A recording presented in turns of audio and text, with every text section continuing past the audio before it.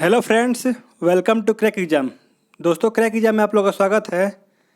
तो फ्रेंड्स, आज हम इस वीडियो में 1500 प्लस एमसीक्यूज का पार्ट 3 देखेंगे, जो कि प्रीवियस ईयर में पूछे गए हैं और आपके आने वाले सभी एग्जामों के लिए काफ़ी फायदेमंद होगा।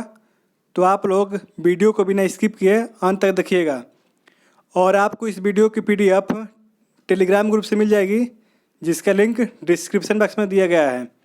और आपने अभी तक हमारे चैनल को सब्सक्राइब नहीं किया है तो आप लोग चैनल को सब्सक्राइब कर लीजिए।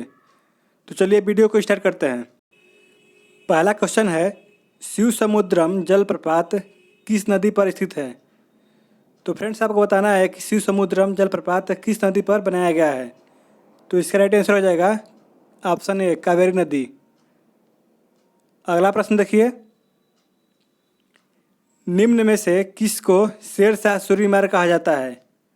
NH1, NH7 या NH11 या NH9?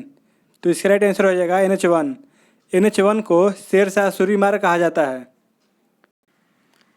अगला प्रश्न देखिए, वो ब्रिटिश जिन्होंने 2 बार भारतीय राष्ट्रीय कांग्रेस के अध्यक्ष के रूप में कार्य किया। तो दोस्तों, आपको उस ब्रिटिश अधिकारी का नाम बताना है जिन्होंने 2 बार भारतीय राष्ट्रीय कांग्रेस के अध्यक्ष के रूप में कार्य किया। तो इसका राइट आंसर हो जाएगा option A, sir William Wedderburn. अगला प्रश्न देखिए,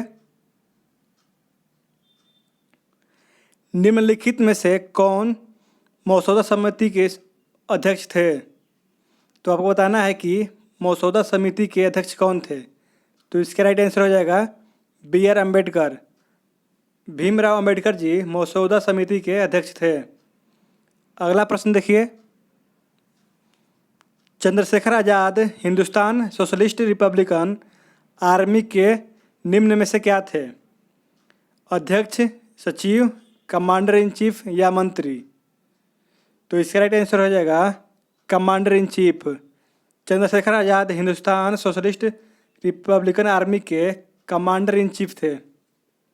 अगला प्रश्न देखिए, कौन सा संवैधानिक अनुच्छेद भारत के संविधान में संशोधन की शक्ति प्रदान करता है?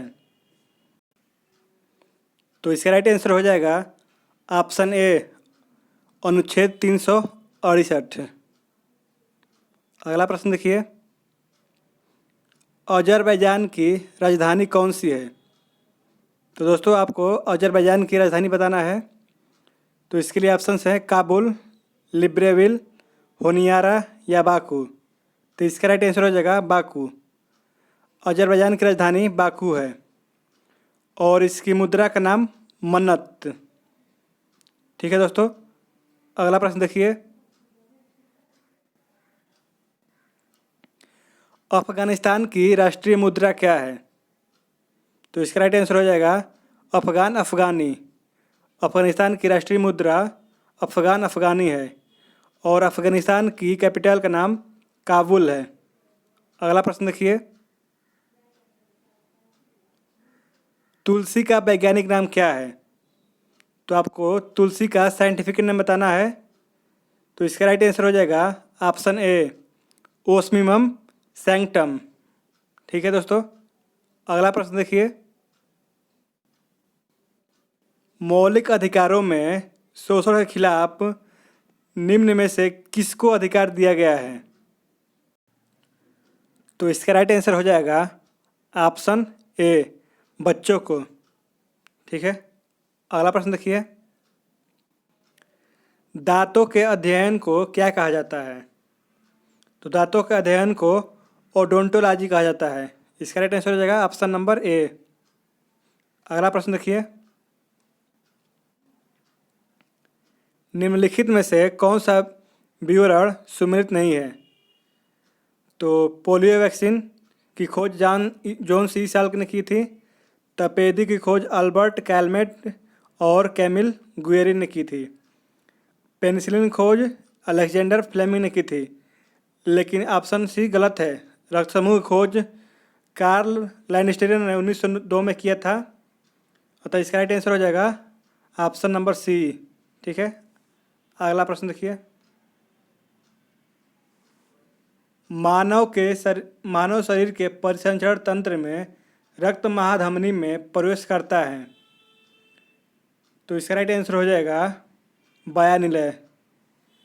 मानव शरीर के रक्त परिसंचरण में रक्त महाधमनी वायानिलय से प्रवेश करता है। अगला प्रश्न देखिए, भारी पानी का सूत्र क्या है? तो आपको भारी पानी का सूत्र बताना है। तो भारी पानी का सूत्र होता है DTO, ड्यूटेरियम ऑक्साइड। ठीक है, अगला प्रश्न देखिए, पोटेशियम परमैंगनेट का उपयोग पीने के पानी को शुद्ध करने के लिए किया जाता है क्योंकि यह एक ऑक्सीकारक है। ठीक है, तो इसका राइट आंसर हो जाएगा ऑप्शन नंबर सी। अगला प्रश्न देखिए, लेजर प्रिंटर में निम्न में से किस प्रकार का लेजर का उपयोग किया जाता है? तो इसका राइट आंसर हो जाएगा सेमीकंडक्टर लेजर। लेजर प्रिंटर में सेमीकंडक्टर लेजर का उपयोग किया जाता है। ठीक है दोस्तों, अगला प्रश्न देखिए, मनुष्यों में सबसे अधिक पाया जाने वाला रेडियो एक्टिव तत्व है? तो इसका राइट आंसर हो जाएगा पोटेशियम 40। मनुष्यों में सबसे अधिक मात्रा में पाया जाने वाला रेडियो एक्टिव तत्व पोटेशियम 40 है। ठीक है, अगला प्रश्न देखिए दोस्तों, साबुन के बुलबुले पर कुछ आवेश डालने पर क्या होता है? तो इसके लिए ऑप्शंस हैं, बुलबुला फैलता है, इसकी त्रिज्या समान रहती है, इसकी त्रिज्या घटती है, या बुलबुला फूट जाता है। तो इसका राइट आंसर हो जाएगा बुलबुला फूट जाता है। अगला प्रश्न देखिए, पृथ्वी का घूर्णन अक्ष सदैव किस कोण पर झुकी होती है?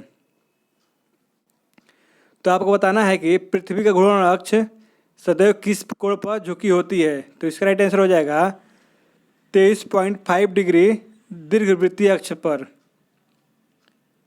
अगला प्रश्न देखिए, चंद्रमा की सतह पर क्या होता है? तो इसके लिए आपको चार ऑप्शन दिए गए हैं। पहला है द्रव्यमान और भार कम हो जाता है, दूसरा है केवल द्रव्यमान कम होता है, तीसरा ऑप्शन है द्रव्यमान स्थिर रहता है और केवल भार कम होता है, और चौथा ऑप्शन है द्रव्यमान और भार दोनों अपवर्तित रहते हैं। तो इसका राइट आंसर हो जाएगा ऑप्शन सी, द्रव्यमान स्थिर रहता है और केवल भार कम होता है। ठीक है दोस्तों, तो आज की वीडियो में बस इतना ही। मिलते हैं नेक्स्ट वीडियो में। और आपको यह वीडियो अच्छी लगी हो तो प्लीज़ लाइक कीजिए, कमेंट कीजिए तथा अपने दोस्तों में शेयर कीजिए। धन्यवाद।